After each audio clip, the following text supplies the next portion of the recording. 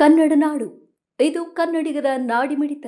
ಅಲ್ಪಸಂಖ್ಯಾತರನ್ನ ಓಲೈಕೆ ಮಾಡೋದ್ರಲ್ಲಿ ಅವರಿಗೆ ಖುಷಿ ಕೊಡ್ತಿದೆಯೇ ಹೊರತು ರಾಜ್ಯದಲ್ಲಿ ಇವತ್ತು ಕಾನೂನು ಸುವ್ಯವಸ್ಥೆ ಸುಗಮವಾಗಿ ಇರಬೇಕು, ರಾಜ್ಯದಲ್ಲಿ ಇವತ್ತು ವಾತಾವರಣ ಸರಿಯಾಗಿ ಇರಬೇಕು ಅಂತಕ್ಕಂಥ ಕಿಂಚಿತ್ತೂ ಕೂಡ ಕಾಳಜಿ ರಾಜ್ಯ ಸರ್ಕಾರಕ್ಕಿಲ್ಲ, ಮಾನ್ಯ ಮುಖ್ಯಮಂತ್ರಿಗಳಿಗಿಲ್ಲ. ಹಾಗಾಗಿ ಈ ಸರ್ಕಾರದಿಂದ, ಕಾಂಗ್ರೆಸ್ ಸರ್ಕಾರದಿಂದ ಇವತ್ತು ಕೋಮು ಸೌಹಾರ್ದತೆ ಹಾಳಾಗೋದಕ್ಕೆ ಅದಕ್ಕೆ ಪೂರಕವಾಗಿ ಎಲ್ಲ ಒಂದು ಘಟನೆಗಳು ನಡೀತಾ ಇದೆ. ರಾಜ್ಯ ಸರ್ಕಾರವು ಕೂಡ ಕುಮ್ಮಕ್ಕನ್ನು ನೀಡುತ್ತಾ ಇದ್ದಾರೆ. ಸಿಎಂ ಡಿಸಿಎಂ ಮಧ್ಯೆ ಈಗಾಗಲೇ ಸಂಘರ್ಷ ಇದೆ. ಈಗ ಹೊಸದಾಗಿ ಸರ್ ವರ್ಗಾವಣೆ ಸಂಬಂಧಪಟ್ಟಂತೆ ಡಿಸಿಎಂ ಅವರು ಡಿಪಿಆರ್ ಅಧಿಕಾರಿಗಳಿಗೆ ಸಿಎಸ್ಗೆ ಪತ್ರ ಬರೆದಿದ್ದಾರೆ. ಏನಂತ, ನನ್ನ ಇಲಾಖೆಯಲ್ಲಿ ಯಾರು ಕೂಡ ಮೂಗು ಕೂರಿಸಬಾರದು ಅಂತ. ಡಿಪಿಐಆರ್ ಸಿಎಂ ಅಡಿ ಬರುತ್ತೆ, ಅಲ್ಲಿ ಲೋಕೋಪಯೋಗಿ ಇಲಾಖೆಯಿಂದ ಜಲಸಂಪನ್ಮೂಲ ಇವೆಲ್ಲವೂ ಕೂಡ ನೆಪ ಮಾತ್ರ. ರಾಜ್ಯ ರಾಜಕಾರಣದಲ್ಲಿ ಮುಂದಿನ ದಿನಗಳಲ್ಲಿ ಮಹತ್ತರ ತಿರುವು ಪಡೆದುಕೊಳ್ತಕ್ಕಂಥದ್ದು ನಿಶ್ಚಿತ. ಆ ಕ್ಲೈಮ್ಯಾಕ್ಸ್ಗೆ ಬರ್ತಕ್ಕಂಥ ಮುಂಚಿತವಾಗಿ ಇವೆಲ್ಲ ಬೆಳವಣಿಗೆಗಳು ನಡೀತಾ ಇದೆ. ಸ್ವತಃ ಸಿದ್ದರಾಮಯ್ಯನವರು ಈಗಾಗಲೇ ಬಿ.ಕೆ. ಹರಿಪ್ರಸಾದ್ ಮನೆಗೆ ಹೋಗಿದ್ದಾರೆ.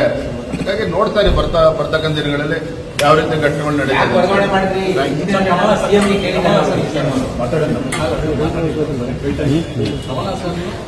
ಕ್ಷಮೆನೇ ಕೇಳೋದಿಲ್ಲ ಅನ್ನೋ ಒಂದು ಮಾತನ್ನು ಮತ್ತೆ ಪ್ರತೀಕಾರ ಮಾಡ್ತಾರೆ. ಕಮಲ್ ಹಾಸನ್ ಅವರ ತಮಿಳು ಭಾಷೆ ಬಗ್ಗೆ ಅವ್ರಿಗೆ ಇರ್ತಕ್ಕಂಥ ಪ್ರೀತಿ, ಪ್ರೇಮ, ಕಾಳಜಿ ನಮ್ಗೆ ಅರ್ಥ ಆಗ್ತದೆ. ಅವರಿಗೆ ತಮಿಳು ಭಾಷೆ ಬಗ್ಗೆ, ಅವರ ಭಾಷೆ ಬಗ್ಗೆ ಪ್ರೇಮ ಇದೆ ಅಂತ ಹೇಳಿ ಕನ್ನಡ ಭಾಷೆ ಬಗ್ಗೆ ಇವತ್ತು ಈ ರೀತಿ ಹೇಳಿಕೆಗಳನ್ನು ಕೊಡ್ತಕ್ಕಂಥದ್ದು ಖಂಡಿತ ಸರಿಯಲ್ಲ.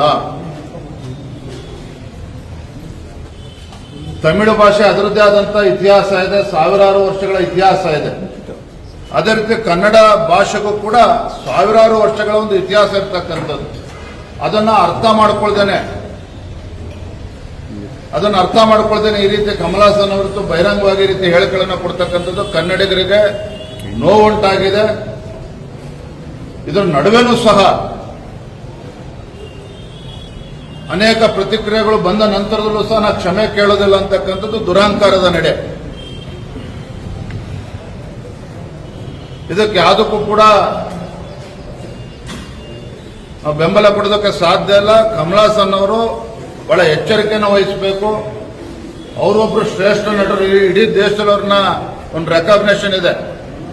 ಆದರೆ ಅದನ್ನೇ ಬಂಡವಾಳ ಇಟ್ಕೊಂಡು ಈ ರೀತಿ ಕನ್ನಡ ಮತ್ತು ತಮಿಳು ಭಾಷಿಕರ ಮಧ್ಯೆ ಅಥವಾ ತಮಿಳುನಾಡು ಹಾಗೂ ಕರ್ನಾಟಕದ ಮಧ್ಯೆ ಈ ರೀತಿ ವಿಷಬೀಜವನ್ನು ಬಿತ್ತಕ್ಕಂಥ ಕೆಲಸ ಮಾಡಬಾರ್ದು. Thank you. ನೀವಿನ್ನು ಕನ್ನಡ ನಾಡು ವಾಹಿನಿಯನ್ನು ಸಬ್ಸ್ಕ್ರೈಬ್ ಮಾಡಿಕೊಂಡಿಲ್ವಾ? ಈಗಲೇ ಸಬ್ಸ್ಕ್ರೈಬ್ ಮಾಡಿ, ಬೆಲ್ ಐಕಾನ್ ಅನ್ನು ಒತ್ತಿ ನೋಟಿಫಿಕೇಶನ್ಗಳನ್ನು ಪಡೆಯಿರಿ.